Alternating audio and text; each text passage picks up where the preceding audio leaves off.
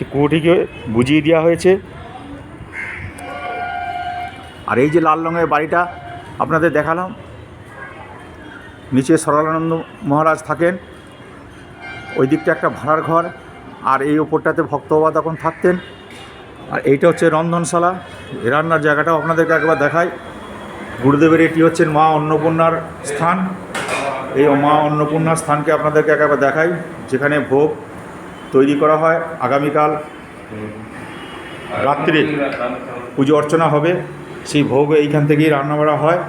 মহারাজ এখানে আজকের রান্না বাড়ায় ব্যস্ত আছেন। এই পুরনো জায়গাটার, পুরনো বাড়িটিতে এইখানে হয় ভাড়ার ঘর। একটা জিনিস খুব সুন্দর দেখায় আপনাদের, মা অন্নপূর্ণাকে এইভাবেই উৎসবের সময় সাজিয়ে রাখা হয়। মাঝে একটি ঘট, এটি মহারাজ করবেন।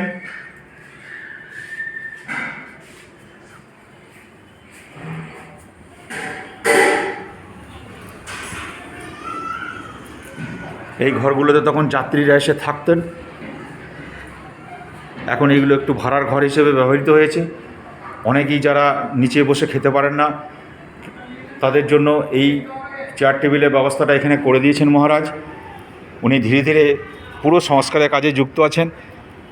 যে পুরনো সিঁড়িটার কথা আপনাদেরকে বলছিলাম, সেই দিক দিয়ে একবার ঢুকছি।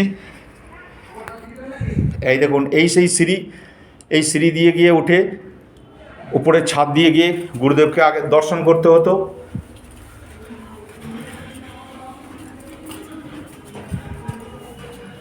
আর এই ছাদের উপর যত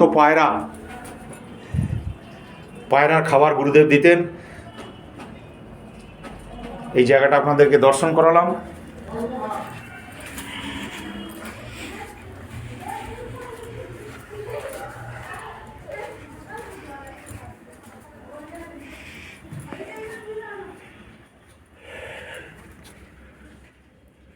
এটাও একটা ভাড়ার ঘর।